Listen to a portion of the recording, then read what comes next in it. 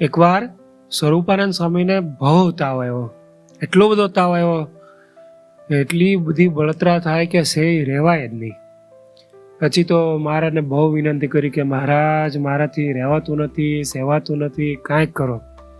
ભગવાને મલિયાગર ચંદન ઘસાવ્યું અને પોતાના હાથે સ્વામીના શરીરે ચરચતા, તો પણ બળતરા મટે નહીં.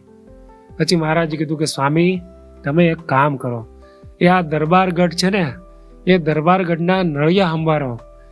એ આ લીમડો છે ને, એ લીમડાને તમે યાદ કરો કે અહીંયા અમે સભા કરીને સંતો અને ભક્તો સહિત બિરાજમાન થઈએ છીએ, એ આ દરબારગઢમાં અમે રહીએ છીએ.